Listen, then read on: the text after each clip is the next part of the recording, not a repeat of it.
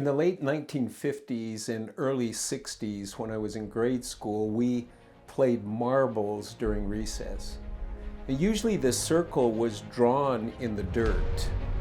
And the object of the game was to take your shooter, usually a larger marble, and try to knock the other marbles out of the circle.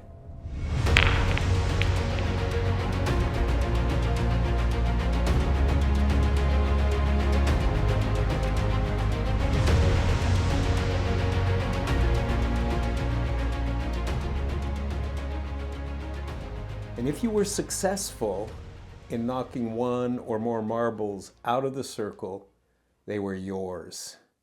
And for safekeeping, you triumphantly put them in your marble pouch. 10 years ago, I was having lunch with Alexander Strauch, who wrote the book Biblical Eldership. He's well known for that book, and I had the good fortune of being able to meet with him to learn more about biblical eldership. At the time, I had decided I needed to enroll in seminary to get better equipped for my role as a pastor. I was on my third class, which was church history, 2 massive volumes of church history. There was a lot of things going on in the church, and I just remember being stressed out to the max. If there was ever a time when I was close to burnout, it was that time. As we were eating lunch and I was telling Alexander about my story and my history with church and my journey in the ministry, he paused for a moment and then he said this. He said, "Ron, you can do whatever you want with what I'm about to tell you. But what on earth are you doing going to seminary at your age? You don't have enough time left." Now, needless to say, I was taken aback. Nobody had ever told me that I didn't have enough time left. In fact, if it had been a young person that said, "Hey, old man, you don't have enough years left," I would have thought, who on earth do you think you are? But here was a 70-year-old seasoned veteran with 40 years of experience as an elder. I listened to what he had to say.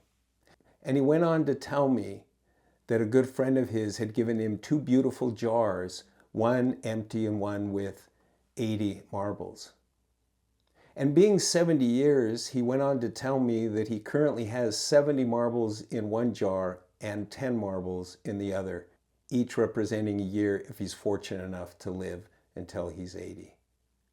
I will never forget that. I turn 72 in just a few days, which means that I currently have 9 marbles in my jar.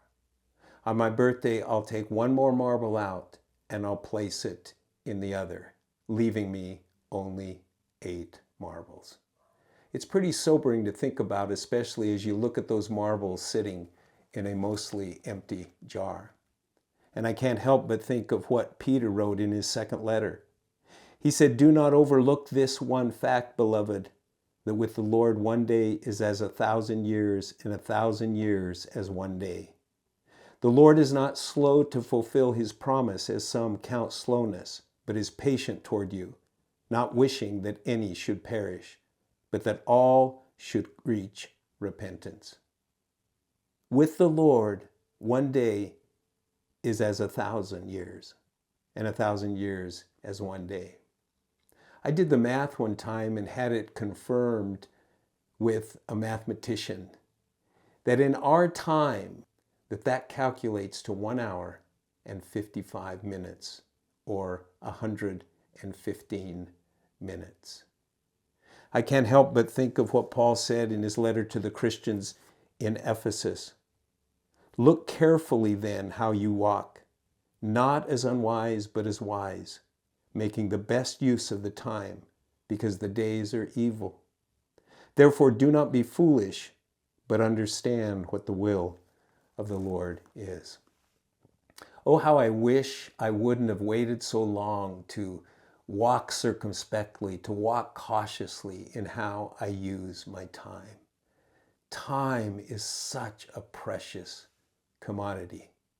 And in 365 days, I'll take another marble out of the jar, and I'll be one step closer to being home with the Lord. Oh, what a reminder of how we use our time and how quickly it passes.